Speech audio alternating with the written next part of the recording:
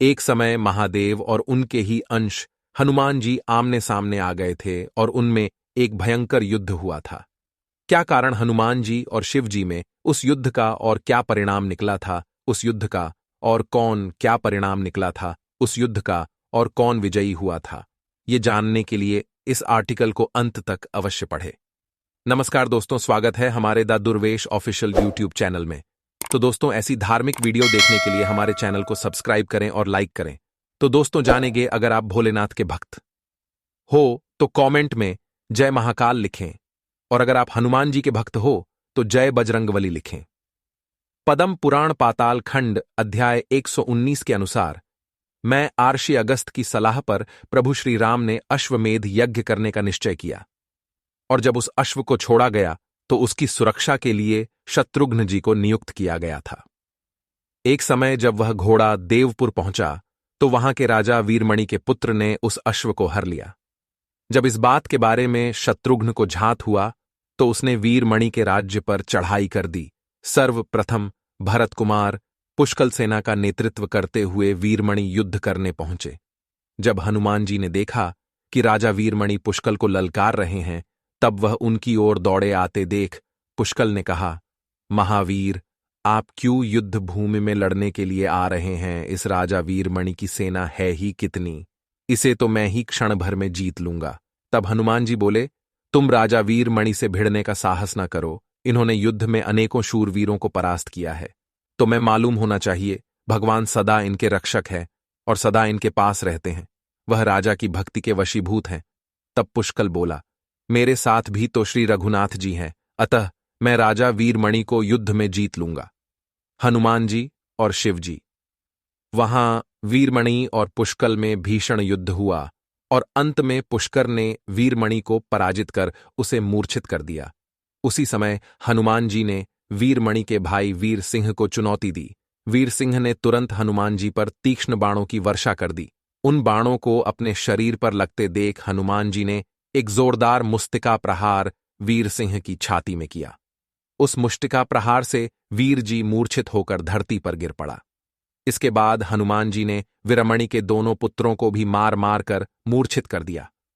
अपने आत्मीय जनों को मूर्छित हुआ देख भगवान महेश्वर स्वयं शत्रुघ्न तथा उनके सैनिकों के साथ युद्ध करने आ गए। उनका उद्देश्य था भक्तों की रक्षा करना। शत्रुघ्न ने जब देखा कि साक्षात महेश्वर पधारे हैं, तभी उनका सामना करने के लिए रणभूमि में गए। शत्रुघ्न को देख भगवान शिव ने वीरभद्र से कहा, तू मेरे भक्तों को पीड़ा देने वाले पुष्कल से युद्ध करो, और फिर नंदी को हनुमान जी से लड़ने के लिए भेजा। हनुमान जी और शिव जी महारुद्र के प्रधान गण वीरभद्र को आया हुआ देख पुष्कल भी उत्साहपूर्वक युद्ध करने के लिए आगे बढ़े। उन्होंने कई बाण चलाकर वीरभद्र को घायल कर दिया।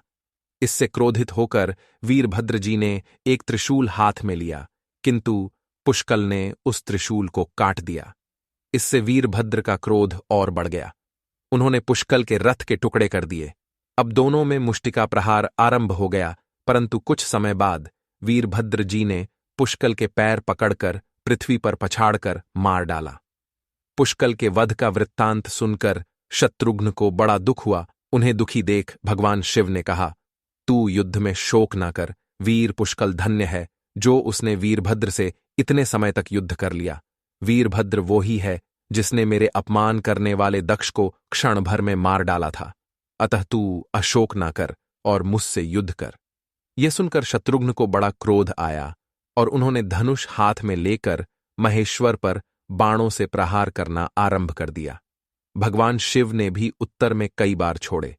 कुछ दिन उनमें प्रलयंकारी युद्ध हुआ था। शत्रुघ्न ने भगवान शिव पर ब्रह्मास्त्र का प्रयोग किया, परंतु महादेव जी उसको हंसते हंसते पी गए और एक तेजस्वी बन शत्रुघ्न की छाती में भोंक दिया। हनुमान जी और शिव जी उससे मूर्छित होकर शत्रुघ्न रणभूमि में गिर पड़े।